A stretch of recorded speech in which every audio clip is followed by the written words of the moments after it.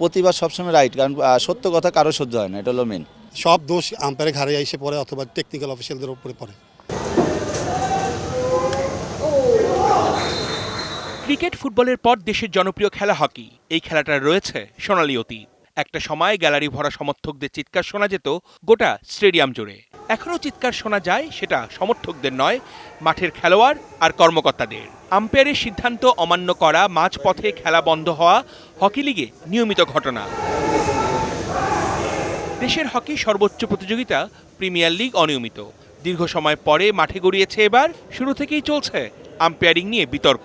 60 মিনিটের ম্যাচ শেষ হতে পেরিয়ে যায় কয়েক ঘন্টা।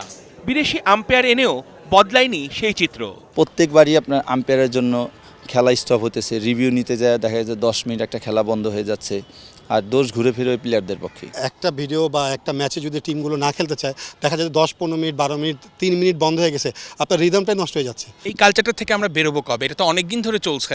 মানে একটা ফিল্ড আম্পায়ার কোনো একটা সিদ্ধান্ত দিল, খেলোয়াড়রা মানছে না, মাঠ থেকে বেরিয়ে যাচ্ছে। প্লেয়াররা তো শখে বেরোচ্ছে না, তারা কষ্ট করে খেলতেছে, 60টা মিনিট আমরা খেলতেছি, একটা রং ডিসিশন আমরা জানতেছি, রং রিভিউ নেওয়া হইতেছে, রিভিউতে হচ্ছে না, তখনই কিন্তু বিঘ্ন করতেছে। পিছন থেকে যখন বলে যে তুমি খেলো না, তখন কি বলে ক্লাব কর্মকর্তার কারণে হয়তো টিম খেলতে মাঠে নারাজ, আমরা খেলবো না ভাই। মাঠ আর মাঠের বাইরে বেশিরভাগ সময় নেতিবাচক ঘটনায় শিরোনামে আসে হকি। লিগ আয়োজনে গড়িমসি, খেলায় রেফারির সিদ্ধান্ত নিয়ে হাতাহাতি মারামারির আড়ালে পড়ে থাকে দেশের তৃতীয় জনপ্রিয় এই খেলাটি। কেন হকিতে খেলোয়াড়, কর্মকর্তা আর আম্পায়ারদের মধ্যে এত দূরত্ব?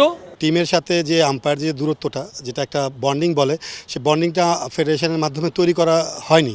যে কারণে আমরা আমাদের সেটা যে বলবো তাদেরকে, যে ক্লাবগুলো আপনারা আসেন, আমরা যে রুলস রেগুলেশন যেগুলো বলবো সেগুলো শুনেন, আসেন খেলার আগে, যেটাকে ব্রিফিং বলে, যেটা টুর্নামেন্টের যেটা রুলস রেগুলেশন সম্বন্ধে বলা হয়, তো সেটা আমরা আপাতত করতে পারি নাই। বিদেশি আম্পায়ার আনছে, এখন বিদেশ থেকে তো আপনার মায়ানমারও তো বিদেশ, নেপালও বিদেশ, তাই এখানে তো আম্পায়ার তো ওই গ্রেডের না। হকিতে বিশ্বকাপ খেলার স্বপ্ন দেখে বাংলাদেশ। নিয়মিত মাঠে খেলা রেখে ফেডারেশন করছে চেষ্টা।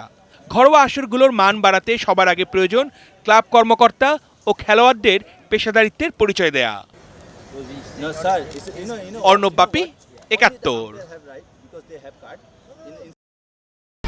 1, 2, 3 ঢাকায় জমি জিতে নিন 100% ক্যাশব্যাক সহ 20 কোটি টাকার পুরস্কার।